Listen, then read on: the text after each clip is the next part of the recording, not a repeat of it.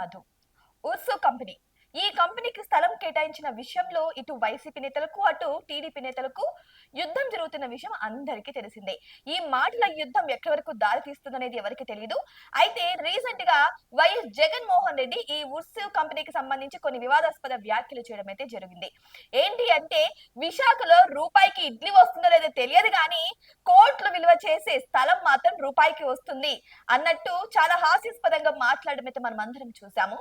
అంతేకాకుండా చాలా అవినీతులు ఆరోపణలు జరుగుతున్నాయని కూడా వైఎస్ జగన్మోహన్ రెడ్డి టీడీపీ నేతల మీద దుమ్మెత్తిపోయడం కూడా అందరికీ తెలిసిందే. అయితే ఇప్పుడు ఈ విషయం ఇప్పుడు చాలా దుమారం రేపుతుంది. కరెక్ట్ గా జగన్మోహన్ రెడ్డి నోరు మూయించాలి అన్న రీతిలో ఇప్పుడు టీడీపీ నేతలు కూడా ఆలోచిస్తున్నట్టు తెలుస్తుంది. ఇదే వివాదంలో ఇప్పుడు నారా లోకేష్ కూడా ట్విట్టర్ వేదికగా స్పందించడం జరిగింది. ఏంటి అంటే నిజంగా ఉర్సు కంపెనీ స్థల వివాదం గురించి అయితే చెప్పడం జరిగింది. ఉర్సు కంపెనీకి సంబంధించిన స్థలం విషయంలో ఏదైనా అవినీతి జరిగితే నేను మంత్రి పదవికి రాజీనామా చేస్తాను అని చెప్పి కళాఖండిగా అయితే అందరి సమక్షంలో అయితే ప్రజలందరి ముందర కూడా ఛాలెంజ్ విసరడం అయితే జరిగింది. మరి ఈ ఛాలెంజ్ ఇప్పుడు నిజం అవుతుందా లేదా, నిజంగానే అవినీతి జరిగిందా లేదా అన్న విషయం కూడా అందరికీ తెలియాల్సిందే. అయితే నారా లోకేష్ ఇలా స్పందించారు. ఎలా అంటే హైటెక్ పార్క్ హిల్ 3 విషయంలో అయితే మేము 3 ఎకరాలను మాత్రమే సేకరించాము. దానికి కూడా ఎకరాకి ₹1,00,00,000 చొప్పున మేము ఇవ్వడం కూడా జరిగిందని చెప్పారు. ఇక్కడ చూస్తే విశాఖలోని ఐటీ పార్క్ హిల్ 3 లో ఎకరాకి ₹1,00,00,000 చొప్పున ఇచ్చి 3 ఎకరాలు సేకరించామని అయితే నారా లోకేష్ చెప్పడం అయితే జరిగింది. అంతేకాకుండా కాపులుప్పాడలో కూడా ఎకరానికి 50 లక్షల చొప్పున 56.36 ఎకరాలను సేకరించమని కూడా చెబుతున్నారు. అయితే ఇక్కడ ఎక్కడ కూడా అవినీతి ఆరోపణలు లేవని కూడా ఇక్కడ స్పష్టం చేస్తున్నారు నారా లోకేష్.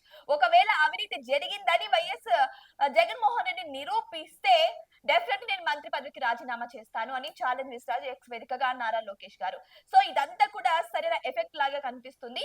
ఒకవేళ జగన్మోహన్ రెడ్డి నిరూపించకపోతే ఎలా అని కూడా చాలా మందికి క్వశ్చన్ మార్క్ రైజ్ అవుతుంది. అయితే దీని గురించి కూడా నారా లోకేష్ స్పందించడం అయితే జరిగింది. ఏంటి అంటే జగన్మోహన్ రెడ్డికి ఆరోపణలు చేయడం అలవాటే, ఆరోపణలు నిరూపితం కాకపోతే తప్పించుకోవడం కూడా అలవాటే అని అయితే నారా లోకేష్ హాస్యాస్పదంగా అయితే కామెంట్ చేయడం అయితే జరుగుతుంది. అయితే ఇప్పుడు చూసుకున్నట్టయితే నారా లోకేష్ ఇంకొక ఛాలెంజ్ కూడా విసిరారు. ఒకవేళ జగన్మోహన్ రెడ్డి నా ఆరోపణలు ఇవన్నీ కూడా నిరూపించినట్లయితే, ఏవైతే ఆరోపణలు చేశారో అవన్నీ కూడా 100% నిరూపించినట్లయితే కేవలం మీరు యువతకు క్షమాపణలు చెప్పండి.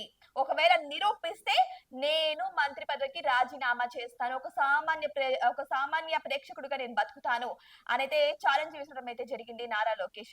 మరి నిజంగానే నారా లోకేష్ అవినీతికి పాల్పడ్డారా లేదా, లేకపోతే నిజంగానే స్థలాలు అంత చీప్ గా కొనుగోలు చేశారా, అంత చీప్ గా అమ్ముతున్నారా, విశాఖను వాళ్ళ దందాగా మార్చుకున్నారా అని వైఎస్ జగన్మోహన్ రెడ్డి చేసిన ఆరోపణలు ఎంతవరకు నిజమంటారు? మీకేమనిపిస్తుందో కామెంట్ బాక్స్ లో కామెంట్ రూపంలో తెలియచేయండి.